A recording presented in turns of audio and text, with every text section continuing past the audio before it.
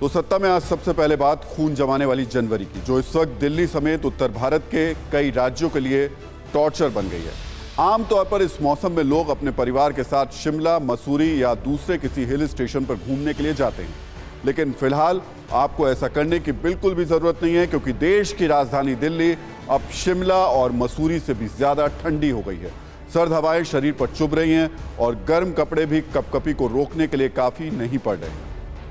इसे समझने के लिए आपको सबसे पहले नया कोल्ड स्टेशन बन चुकी दिल्ली का तापमान देखना होगा, जो शिमला और मसूरी से भी कम है। दिल्ली के रिज में आज न्यूनतम तापमान 1.5 डिग्री सेल्सियस दर्ज किया गया, जबकि शिमला में, आपको एक एक करके हम बता देते हैं, ये दिल्ली का तापमान है जो सिर्फ 1.5 डिग्री था, सिर्फ 1.5 डिग्री था। अब इसके बाद में आप उन हिल स्टेशंस की बात कर लीजिए जो आप सर्दी में घूमने के लिए जाते हैं।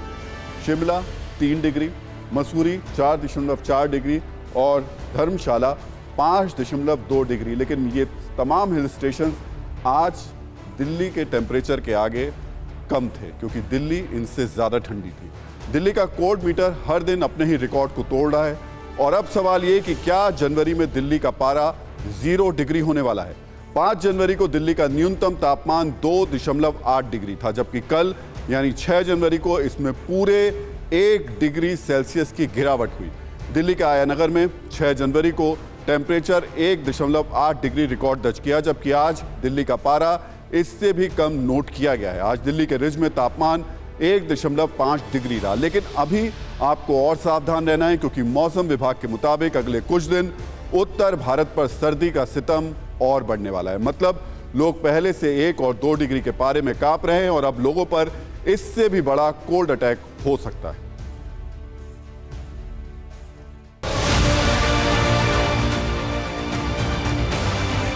इस तरह की दिक्कतें आ रही हैं, ठंड है काफी। ठंड है, ठंड के मारे मैं आगों कागजों को जलाकर तब मैं हाथ सेक रहा हूँ।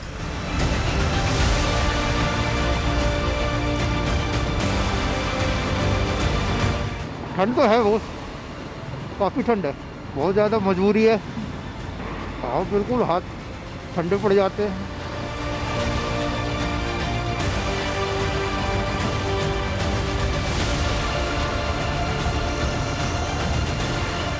तो ऐसा महसूस हो रहा है जैसे आज 5-7 साल से ऐसी सर्दी पड़ी नहीं, और सर्दी बहुत ज़्यादा है।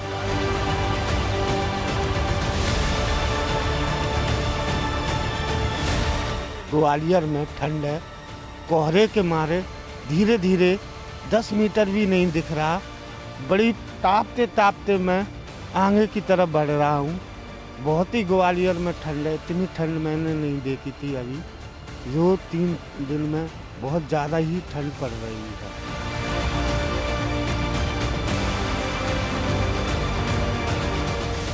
जो कि अलाव के सहारे जो कि हम लोग रात काट रहे हैं, दिन भी काट रहे हैं। ड्यूटी रेगुलर चल रही बराबर।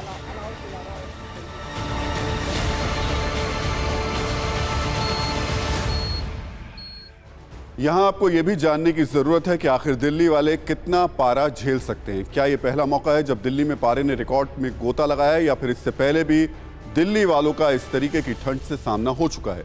इसके लिए हमने एक सत्ता की कुंजी तैयार की है, जिसमें सामने आया कि दिल्ली वाले इस तरीके की सर्दी पहले भी झेल सकते हैं और झेल चुके हैं। और ऐसे 2 मौके आए हैं जब दिल्ली का पारा इससे भी नीचे दर्ज किया गया था। आज से 17 साल पहले 8 जनवरी 2006 को दिल्ली में ठंड ने तब नया रिकॉर्ड बनाया था, जब टेम्परेचर 0.2 डिग्री रहा, यानी करीब करीब 0 डिग्री तक दिल्ली का पारा जा पहुंचा। इसके बाद 1 जनवरी 2021 में सर्दी के कांटे ने 1.1 डिग्री का आंकड़ा दिखाया और आज ये मीटर 1.5 डिग्री पर रहा। मतलब इससे पहले भी दिल्ली वालों ने इससे ज्यादा सर्दी झेली हुई है। वैसे दिल्ली में इस ठंड में बहुत से लोग अपने घरों में कैद होंगे, रजाई या हीटर के सामने बैठे होंगे। सड़कों पर भी बहुत से लोग अलाव के आगे खुद को गर्म रखने की कोशिश कर रहे होंगे। लेकिन इस बेतहाशा ठंड में दिल्ली से एक ऐसी तस्वीर भी आई है जिसे देखकर किसी का कलेजा कांप सकता है। ये 80 साल की प्रतिमा देवी की तस्वीर है, जिन्हें लोग अम्मा भी बुलाते हैं, और वो इसलिए क्योंकि ये अम्मा दिल्ली के करीब 250 आवारा कुत्तों का सहारा हैं, जो उन्हें पालती हैं, खाना खिलाती हैं। लेकिन इस कड़ाके की सर्दी में अम्मा के सिर से छत छिन गई है। पश्चिम बंगाल की प्रतिमा देवी दिल्ली के साकेत में एक झुग्गी में रहती थी, जहां वो करीब 250 कुत्तों की एकदम बच्चों की तरह देखभाल करती थी। लेकिन अम्मा का कहना है कि एमसीडी ने उनकी झुग्गी को अवैध बताते हुए बिना नोटिस के तोड़ दिया। हालांकि बुधवार को हाईकोर्ट ने सुनवाई पूरी होने तक एमसीडी को आगे की कार्रवाई करने से रोक दिया।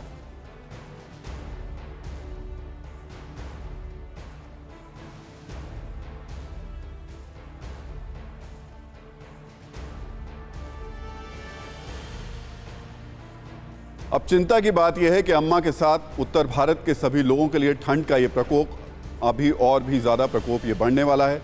इसके लिए मौसम विभाग की ओर से चेतावनी भी जारी कर दी गई है। मौसम विभाग की माने तो उत्तर भारत में 14 जनवरी तक ठंड और बढ़ेगी और इसकी वजह होगी पहाड़ी इलाकों में होने वाला वेस्टर्न डिस्टर्बेंस। जम्मू कश्मीर, उत्तराखंड में और ज़्यादा इससे बर्फबारी होगी। मौसम विभाग ने बारिश की भी संभावना जताई है। 10 जनवरी को हिमाचल में हम बात कर रहे थे, लेकिन हिमाचल के अलावा अगर हिमालय के रीजन की बात करें तो भीषण बर्फबारी भी वहां हो सकती है। जबकि 13 जनवरी तक यूपी और राजस्थान में भी बारिश मुमकिन है। ऐसे में सर्द हवाओं के आने से सर्दी और बढ़ने की आशंका है। यानी इस अलर्ट पर गौर करें तो जनवरी का पहला हफ्ता सिर्फ झांकी है, असली सर्दी अभी बाकी है। अब आपको उत्तर भारत के कुछ शहरों के भी तापमान दिखा देते हैं। दिल्ली के साथ राजस्थान, यूपी और एमपी के कुछ ऐसे शहर हैं जहां माइनस वाले टेम्परेचर की मार है, तो कहीं कुदरत का 3rd डिग्री टॉर्चर भी है। आज राजस्थान के फतेहपुर शेखावटी में पारा -1.8 डिग्री रहा, जबकि चुरू में यह 0 डिग्री रिकॉर्ड पर गया। यूपी में सर्दी का सबसे सितम मथुरा में देखने को मिल रहा है, जहां आज मिनिमम टेम्परेचर 1 डिग्री रहा, जबकि कानपुर में पारा 2 डिग्री और बरेली में 3 डिग्री सेल्सियस रहा। इसके अलावा एमपी के नौगांव में भी ठंड का प्रचंड प्रहार जारी है। आज नौगांव में पारा 0.5 डिग्री रिकॉर्ड दर्ज किया गया। तो आज सर्दी से जुड़ा एक और दिलचस्प तथ्य भी हम आपको बताना चाहेंगे, जो बहुत से लोगों को पता नहीं होगा, और वो ये कि आखिर शरीर को ठंड लगती कैसे है। आज इसका एक वैज्ञानिक तर्क समझिए। दरअसल ठंड सबसे पहले हमारी त्वचा पर महसूस होती है, क्योंकि त्वचा के नीचे थर्मो रिसेप्टर नर्व्स होती हैं जो दिमाग को तरंगों के रूप में संदेश भेजती हैं। ये तरंगे दिमाग के हाइपोथैलेमस में पहुंचती हैं। इससे वो फौरन एक्टिव हो जाता है और तुरंत शरीर के तापमान और पर्यावरण के बीच संतुलन बनाने लगता है। इस बैलेंस के प्रोसेस में हमारी मांसपेशियां सिकुड़ने लगती हैं और फिर दिमाग शरीर के तापमान को गिरने से रोकता है। इसके बाद सारे अंग और मांसपेशियां अपने आप काम करने की स्पीड को धीमा कर देती हैं। इस वजह से बहुत ज़्यादा सर्दी में भी शरीर का तापमान अचानक से कम नहीं होता है। वैसे सर्दी का यह सिस्टम शायद दिल पर लागू नहीं होता है, क्योंकि ये ठंड अब दिल को ठंडा कर रही है, सांसों को फ्रीज कर रही है। इसलिए अगली खबर को दिल थाम कर देखिएगा। सर्दी में दिल को बहुत संभाल कर रखने की ज़रूरत है, क्योंकि खतरे का सायरन बजा है यूपी के कानपुर में, जिसे सुनना बेहद ज़रूरी है। कानपुर में 48 घंटे में हार्ट अटैक और ब्रेन स्ट्रोक से 40 मौतें हुई हैं, जबकि पिछले 7 दिनों में यह आंकड़ा 98 मौत का है। मतलब रोजाना करीब 14 लोगों की मौत हार्ट अटैक या ब्रेन स्ट्रोक से हुई है। इसमें हार्ट अटैक से जान गंवाने वालों की संख्या ज्यादा है। कानपुर में जिन 98 लोगों ने 7 दिन में दम तोड़ा, उनमें से 54 लोगों को अस्पताल तक पहुंचने का मौका तक नहीं मिला। ऐसी डरावनी स्थिति के लिए डॉक्टर बेतहाशा ठंड को बड़ी वजह मान रहे हैं। इसलिए हमारा फर्ज बनता है कि आपको ऐसे ही साइलेंट खतरे से आगाह हम कर दें। सर्दी वाले हार्ट अटैक पर हमने आपके लिए आज एक सत्ता की कुंजी भी तैयार की है। दिल की दगाबाजी ने पिछले कुछ महीनों में हर किसी को डरा दिया है। जिस तरह से लोग नाचते हुए, चलते हुए, बात करते हुए और जिम करते हुए दम तोड़ रहे हैं, उसे देखकर लोग परेशान हैं। दबे पांव आ रहे हार्ट अटैक की वजह से मौत का ये मामला संसद तक उठ चुका है और Indian council of medical research यानी ICMR इस पर एक स्टडी भी शुरू कर रही है। लेकिन अब सर्दी के मौसम में अपने दिल को बहुत ज़्यादा संभाल कर रखने की ज़रूरत है, क्योंकि सर्दी में हार्ट अटैक का खतरा कई गुना बढ़ जाता है। उसकी वजह भी समझिए। दरअसल सर्दियों में हमारे शरीर की नसें सिकुड़ने लगती हैं, जिससे दबाव बढ़ जाता है। ब्लड फ्लो कम होने से शरीर में खून के थक्के बनने लगते हैं। ब्लड प्रेशर बढ़ने लगता है, जो हार्ट अटैक का सबसे बड़ा कारण बनता है। सर्दियों में सुबह के वक्त दिल का दौरा आने का खतरा बहुत ज़्यादा होता है, क्योंकि सुबह के वक्त तापमान सबसे कम होता है, जिससे शरीर का टेम्परेचर भी गिर जाता है। इस वजह से क्लॉटिंग तेजी से हो सकती है और हार्ट अटैक आ सकता है। जिन लोगों को ब्लड प्रेशर या ब्लड शुगर की या हार्ट की बीमारियों की दवाइयाँ चलती रहती हैं, उन लोगों को अपनी दवाओं की डोज को रेगुलेट करने की ज़रूरत हो सकती है, क्योंकि इस भीषण ठंड के कारण नसें सिकुड़ जाती हैं, जिससे कि ब्लड प्रेशर हाई हो जाता है। कॉरोनरी आर्टरी डिजीज़ में भी प्रॉब्लम खड़ी होती है, जिसमें कि एंजाइना होने लगता है, हार्ट अटैक की संभावना बनती है। तो पिछले दिनों जिस तरह से हार्ट अटैक के हैरान करने वाले वीडियो सामने आए, उनके पीछे कोरोना को एक बड़ी वजह माना गया। अमेरिका में हुई एक स्टडी में यह दावा किया गया कि कोरोना के बाद से दिल के मरीजों की संख्या 14 से 15% तक बढ़ गई है। इसलिए अब इस सर्दी के उन लोगों को और ज्यादा इसमें ध्यान रखने की जरूरत है जिन्हें कोरोना हो चुका है। हेल्थ एक्सपर्ट्स के मुताबिक कोरोना से दिल की मांसपेशियों को नुकसान हुआ है और कोरोना की वजह से जो ब्लड क्लॉटिंग होती है उसकी समस्या भी लगातार बढ़ती नजर आ रही है। एक बहुत ही महत्वपूर्ण चीज़ यह है, ठीक होने के बाद भी हार्ट अटैक की आशंका कोरोना में बनी रहती है। यानी अगर आप कोरोना से ठीक भी हो गए तब भी हार्ट अटैक की आशंका रहती है और 1 साल बाद तक हो सकती है ब्लड क्लॉटिंग। ये एक बड़ी समस्या है जो कि कोरोना के बाद देखने को लगातार मिल रही है। इसलिए ऐसे लोगों को एक्स्ट्रा अलर्ट रहने की ज़रूरत है। खून का थक्का बनना या ब्लड क्लॉटिंग हमारे शरीर के लिए वैसे तो फायदेमंद है, लेकिन अगर ये क्लॉटिंग शरीर के अंदर नसों में बननी शुरू हो जाए तो ये जानलेवा साबित हो सकती है।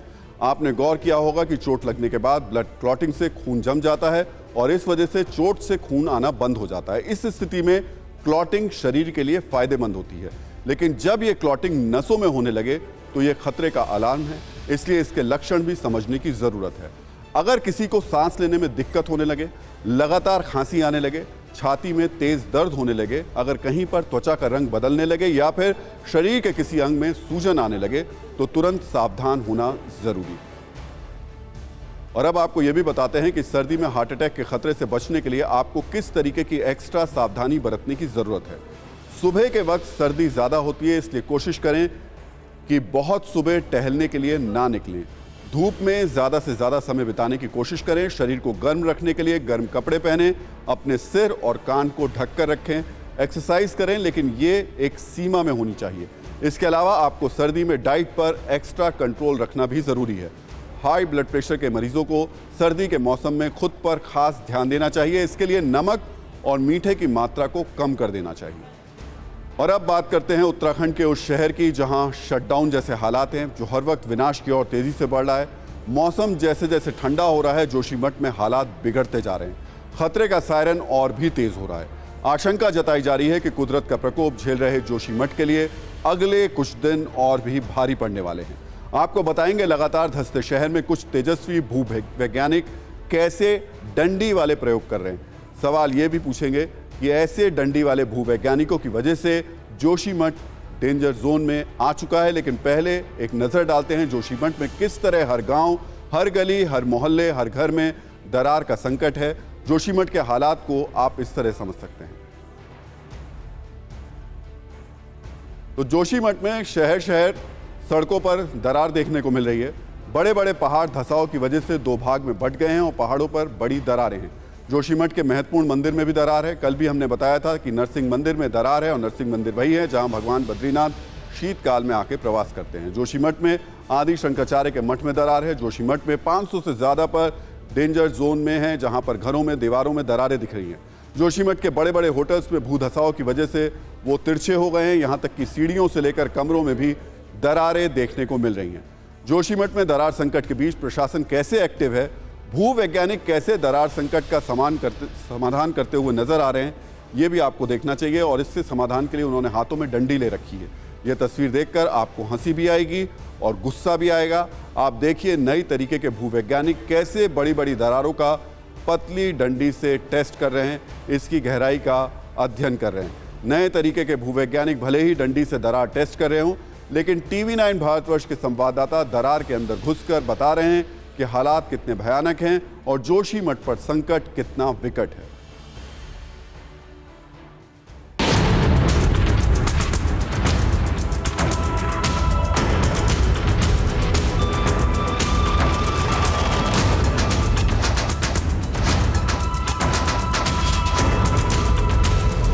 इस वक्त जो आपको तस्वीरें दिखाने जा रहे हैं वो आपको हैरान कर देंगी।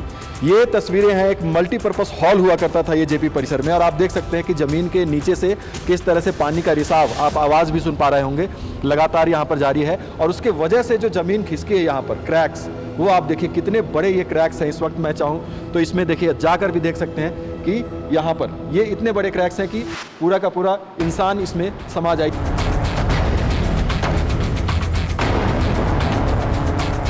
2.5 से 3 फुट तक ज़मीन यहाँ पर धंसी है और खिसकी है। और आप देख सकते हैं दरवाज़ा हुआ करता था, इसके ठीक बगल में रेजिडेंशियल रूम्स भी बने हुए हैं। ये पानी निकल रहा है ज़मीन के नीचे से, और ज़मीन के नीचे के जो भी फाइनल पार्टिकल्स हैं वो पानी के साथ वॉश आउट हो रहे हैं। तो नीचे ज़मीन के नीचे वॉइड क्रिएट हो रहा है, और ये वॉइड जितना ज़्यादा होगा, जितना ज़्यादा पानी निकलेगा वॉइड उतना ही ज़्यादा होगा, ज़मीन उतनी ही ज़्यादा बैठेगी और इस तरह की परेशानी और बढ़ेगी। एक बैडमिंटन कोर्ट बना हुआ देख सकते हैं, ये बैडमिंटन कोर्ट था और मल्टीपर्पज़ हॉल का भी ये काम करता था। और यहाँ पर देख सकते हैं कि ये बैडमिंटन कोर्ट पूरा का पूरा किस तरीके से मलबे में एक तरह से तब्दील हो गया है।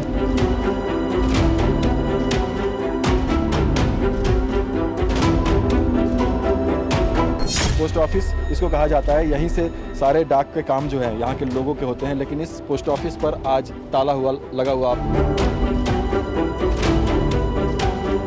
ये तस्वीर आप देखिए, ये इस फ्लोर का है जहाँ पर पूरी की पूरी बालकनी जो है वो नीचे खिसक कर मलबे में तब्दील हो गई।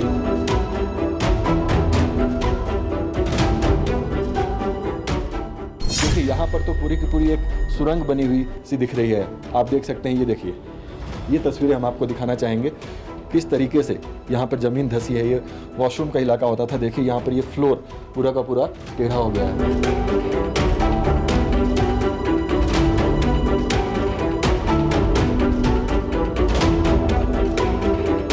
विष्णुपुरम है जो कि जेपी का अपना रेजिडेंशियल एरिया है, यहाँ पर ऑफिसेज भी हैं और रेजिडेंशियल एरिया भी है। और आप देख सकते हैं कि पहले यहाँ पर दरारें हुई थी और हल्का हल्का पानी का रिसाव शुरू हुआ था, जो कि यहाँ पर आपको दिख सकता है अभी भी पानी का रिसाव हल्का हल्का हो रहा है। और आप देख सकते हैं कि पूरा का पूरा ये पोर्शन जो है ये कैसे नीचे भरभरा कर गिर पड़ा, और ये मलबा मुख्य जो जोशीमठ बद्रीनाथ मार्ग है उस पर इकट्ठा हो गया था। अभी इसको साइड कर दिया गया।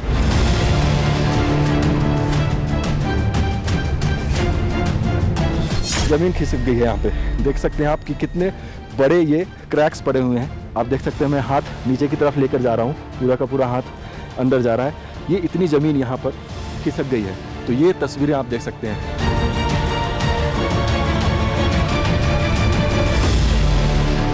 जैसे जैसे हम आगे बढ़ते जा रहे हैं ये दरारें जो हैं और चौड़ी होती हुई नजर आएंगी आपको। और जब आप यहाँ पहुँचते हैं तो आप देखेंगे कि ये 2 बिल्डिंग्स हैं आपस में, और कैसे एक बिल्डिंग झुक गई है और दोनों टॉप पे, अगर आपको व्यू को मैं कैमरामैन को रिक्वेस्ट करूंगा और देखेंगे तो ये दोनों आपस में भिड़ गई हैं। ये दोनों यहाँ के होटल थे।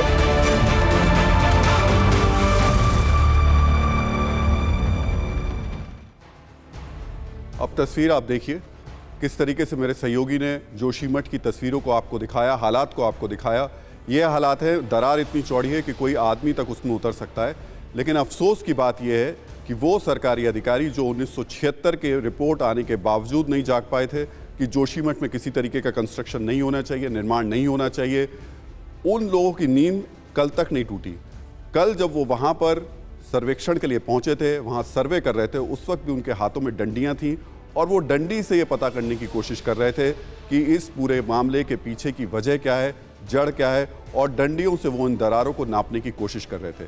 इससे ज़्यादा शर्मनाक तस्वीरें वाकई कोई नहीं हो सकती। इतना तो करीब करीब साफ है कि कहीं ना कहीं जोशीमठ को लेकर लापरवाही बरती गई है, चाहे इसकी जिम्मेदारी सरकार की हो, सिस्टम की हो, या फिर चेतावनी के बावजूद लगातार हो रहे कंस्ट्रक्शन कर रही कंपनियों की। अब जब हालात बेकाबू हो चुके हैं तो सरकार से लेकर प्रशासन तक एक्शन में है। आज उत्तराखंड के मुख्यमंत्री पुष्कर सिंह धामी ने जोशीमठ का आसमान से जायजा लिया। इसके बाद भूस्खलन प्रभावित इलाकों का भी जायजा लिया। कई पीड़ित परिवारों से भी उन्होंने मुलाकात की। कि आपदा से कैसे हम लोग ठीक प्रकार से सबको सुरक्षित निकाल पाएंगे, हमारी चुनौती है। उसके बाद जो दीर्घकालिक योजना है कि इसको सुरक्षित रखना है, संरक्षित रखना है, ये हमारे लिए बहुत ही महत्व है, महत्व का कारण भी है। ये एक सबसे पहला मठ यहाँ स्थापित हुआ है, पौराणिक रूप से, हर प्रकार से, हर दृष्टि से, देश की सामरिक रूप से भी हमारा बहुत महत्वपूर्ण स्थान है। इसलिए हम उन सभी पर काम कर रहे हैं। मुख्यमंत्री जी थोड़ी दूर तक गए, कुछ लोगों से मिले और उसके बाद चले गए। वहीं दूसरी ओर सरकार के खिलाफ लोगों का गुस्सा 7वें आसमान पर है। कई जगह पर लोगों ने सीएम पुष्कर सिंह धामी के खिलाफ नारेबाजी की। बेघर होने के मजबूर जो लोग हैं उन्होंने सरकार को इसके लिए जिम्मेदार ठहराया।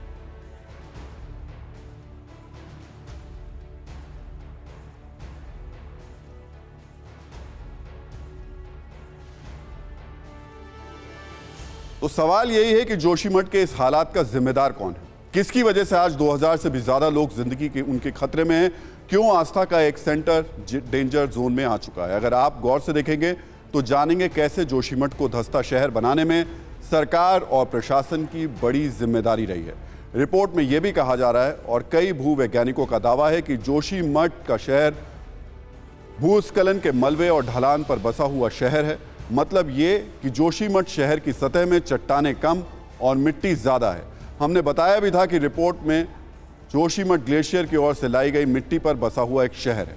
साल 1976 की मिश्रा कमेटी की रिपोर्ट में भी ये कहा जा चुका है कि जोशीमठ में जो चट्टानें हैं वो कमजोर हैं। लापरवाही का एक और आलम देखिए, 2 नदियों से घिरे जोशीमठ में ड्रेनेज सिस्टम लचर रहा और जिस वजह से लगातार पानी का रिसाव होता रहा। एक तो कमजोर चट्टानें, ऊपर से लगातार पानी का रिसाव, इससे शहर की नींव लगातार कमजोर होती चली गई। लापरवाही की कहानी यहीं खत्म नहीं हो रही। रिपोर्ट में चेतावनी के बावजूद जोशीमठ के आसपास पहाड़ के सीने को चीरकर ताबड़तोड़ निर्माण हुए, जिससे नींव और कमजोर हो गई। इस रिपोर्ट में साफ तौर पर कहा गया था कि जोशीमठ शहर के लिए बड़े कंस्ट्रक्शन खतरनाक साबित हो सकते हैं। इसके बावजूद बड़े कंस्ट्रक्शंस यहां लगातार होते रहे। एक तर्क यह भी दिया जा रहा है कि जोशीमठ को बसाने में प्रॉपर टाउन प्लानिंग नहीं की गई। सबसे अहम बात यह कि जब हालात विस्फोटक हो गए, यानी पानी सिर से ऊपर जा चुका है, तो सरकार और प्रशासन की नींद अब टूटी है। नींद टूटने के बाद भी सर्वे टीम कितनी सतर्क और मुस्तैद हैं, इसकी एक झलक हमने आपको दिखाई। कैसे भूवैज्ञानिक पतली डंडी के सहारे लंबी दरार का टेस्ट कर रहे हैं। जोशीमठ शहर में हो रहे भूधसाव और घरों में आ रही दरारों का वैज्ञानिक और पर्यावरणविद रवि चोपड़ा ने इसको लेकर के TV9 भारतवर्ष से खास बातचीत की। उन्होंने कहा कि साल 2013 और 4 धाम ऑल वेदर रोड के ऊपर सुप्रीम कोर्ट की बनी हाई पावर कमेटी ने कई सिफारिशें की थी।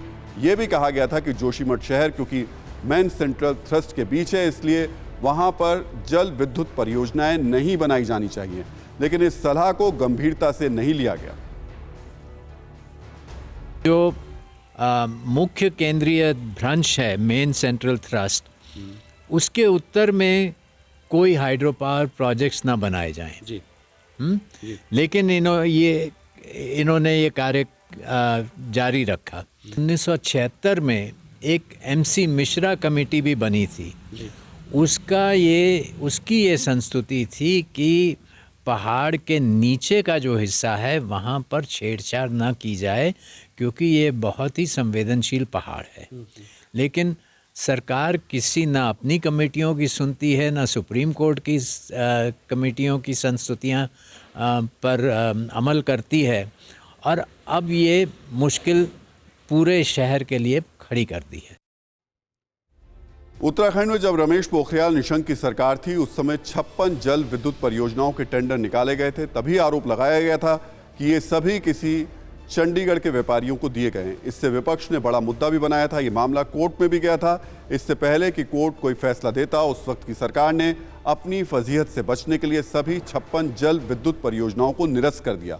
आपको अभी के हालात बताएं तो फिलहाल उत्तराखंड में 70 जल विद्युत परियोजनाएं गंगा और उसकी सहायक नदियों पर हैं। इसमें 21 जल विद्युत परियोजनाएं ऑपरेशनल हैं, 5 जल विद्युत परियोजनाएं अंडर कंस्ट्रक्शन हैं, 44 प्रोजेक्ट रुके हुए हैं। 44 प्रोजेक्ट जो रुके हुए हैं उसमें 24 राज्य सरकार के हैं, तो वहीं 20 प्रोजेक्ट राज्य और केंद्र सरकार के हैं। और जो एक्सपर्ट्स हैं वो बार बार कहते रहे हैं कि ये जो जल विद्युत परियोजनाएं हैं, इनको बनाने में जो विस्फोट होता है वो पहाड़ों के लिए सबसे ज़्यादा खतरनाक है। सत्ता में अब बात मंडल और कमंडल के उस सियासी दंगल की जो आजकल राजनेताओं के बीच काफ़ी ट्रेंड कर रहा है, जिसके कारण बिहार से लेकर दिल्ली तक नेता इस पर एक्शन में दिखाई दे रहे हैं। इन दोनों मुद्दों पर नेताओं के एक्टिवेट होने के कारण हैं। जनवरी की कपाने वाली सर्दी में सियासी गर्मी भी इसकी वजह से पैदा हो रही है। एक और बिहार में आज से जाति जनगणना शुरू हो गई। आज से बिहार सरकार के कर्मचारी लोगों के घरों में पहुंचकर उनकी जाति और 10 तरीके के डिटेल नोट कर रहे हैं। तो दूसरी ओर राम मंदिर के मुद्दे पर राजनीतिक दल काफी एक्टिव हो गए हैं। 1 जनवरी 2024 तक राम मंदिर बन जाने के अमित शाह के बयान के बाद कांग्रेस समेत कई दलों के नेता इस पर अपनी अपनी बात कर रहे हैं।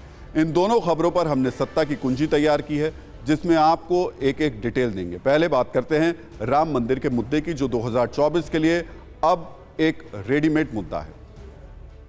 दरअसल 5 जनवरी को गृह मंत्री अमित शाह त्रिपुरा में थे। यहां उन्होंने एक सभा को संबोधित किया। इस सभा में उन्होंने ऐलान किया कि 1 जनवरी 2024 तक अयोध्या में भव्य राम मंदिर बनकर तैयार हो जाएगा। अमित शाह के इस बयान के बाद इस तरीके की बातें होने लगी कि 1 जनवरी 2024 तक मंदिर बन जाएगा और 2024 के अप्रैल मई में लोकसभा चुनाव भी है। तो क्या अगले लोकसभा चुनाव में राम मंदिर भी एक मुद्दा होगा? ऐसे ही सवालों के बीच कांग्रेस के 2 बड़े नेताओं ने अमित शाह पर हमला किया। कांग्रेस अध्यक्ष मल्लिकार्जुन खड़गे और छत्तीसगढ़ के मुख्यमंत्री भूपेश बघेल ने 2 अलग अलग सवाल किए। खड़गे ने पूछा, अमित शाह पुजारी हैं क्या जो ऐसी बातें कर रहे हैं? तो भूपेश बघेल ने कहा कि कोर्ट से ऑर्डर से मंदिर बन रहा है, इसमें बीजेपी का क्या है? अमित शाह के बयान पर कांग्रेस का रिएक्शन देखिए, फिर राम मंदिर पर एक और नेताजी की एंट्री दिखाएंगे।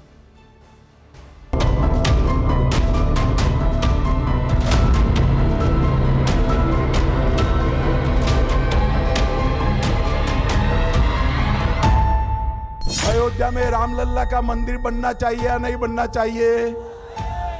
जरा अंत तक बोलो, जोर से बनना चाहिए या नहीं बनना चाहिए?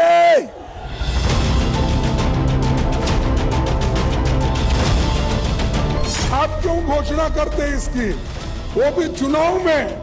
तो राहुल बाबा हर रोज पूछते थे मंदिर वही बनाएंगे, तिथि नहीं बताएंगे। और राहुल बाबा कान खोलकर सुन लो,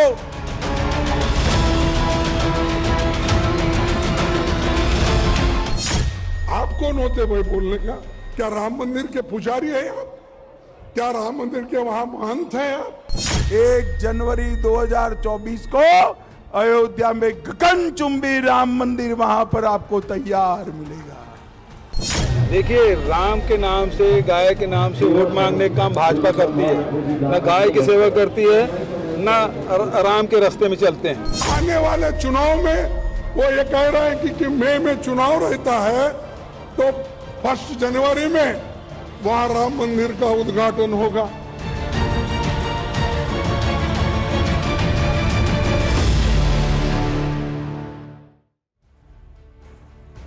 तो मंदिर मुद्दे पर हमारे नेता इतने पर रुक जाते तो क्या बात थी, लेकिन ऐसा हुआ नहीं। राष्ट्रीय जनता दल के बिहार अध्यक्ष जगदानंद सिंह ने इसमें अलग एंगल दे दिया। उन्होंने कहा कि राम मंदिर का निर्माण नफरत की जमीन पर हो रहा है। उन्होंने ये भी कहा कि वो हे राम में विश्वास करते हैं, जय श्री राम में नहीं। राम को कभी भी भारत से लोगों के हृदय से छीन करके किसी पत्थर के आलीशान भवन में नहीं कैद किया जा सकता। और हम लोग हे राम वाले हैं, जय श्री राम वाले नहीं। तो जगदानंद सिंह भले ही राम मंदिर के मुद्दे पर बीजेपी को घेर रहे हों, लेकिन उनकी पार्टी और सरकार कमंडल नहीं बल्कि मंडल वाली राजनीति को आगे बढ़ाना बेहतर मान रही है। आज से बिहार में जातीय जनगणना शुरू हो गई है। नीतीश कुमार सरकार ने पिछले साल बिहार में जातीय जनगणना कराने का फैसला लिया था, जिसमें 2 चरणों में इसको कराया जाएगा। पहला चरण 7 जनवरी से 21 जनवरी तक चलेगा। दूसरा चरण 1 अप्रैल से 30 अप्रैल तक चलेगा। पहले चरण में मकानों, परिवारों और सदस्यों की गिनती होगी, जबकि दूसरे चरण में जाति और आर्थिक गणना होगी। इस जाति आधारित गणना पर 500 करोड़ रुपए खर्च होने का अनुमान है। इसमें 12.70 करोड़ आबादी और लगभग 2.5 करोड़ घरों को कवर किया जाएगा। सभी 38 जिलों के 534 ब्लॉक्स और 261 शहरी स्थानीय निकाय जातीय जनगणना में होंगे। अब ऐसा तो होता नहीं कि कोई सरकार कोई काम करे और विपक्ष उसमें कमियां ना निकाले। ये एक सामान्य राजनीतिक स्वभाव है। बिहार में भी ऐसा ही हो रहा है, लेकिन नीतीश कुमार और तेजस्वी यादव की सरकार बिहार के विकास के लिए इसे जरूरी मानती है। उनका कहना है कि सही नीति बनाने के लिए जातीय जनगणना जरूरी है। वो अपने इस काम की तारीफ कर रहे हैं। बीजेपी कह रही है कि इस सारी कवायद से सिर्फ पैसे की बर्बादी होगी, उससे ज्यादा इसमें कुछ भी हासिल नहीं होगा। शुरुआत हो रही है, जिसमें 7 से 21 जनवरी तक एक नजरी नक्शा तैयार कराया जाएगा। हर मकान की मार्किंग कराई जाएगी। 70 वर्ष की आज़ादी में कोई जातीय जनगणना की बात क्यों नहीं किया? लालू जी के रहते हुए यूपीए की सरकार ने, मनमोहन जी की सरकार ने ये कराया भी था, कास्ट बेस्ड सर्वे।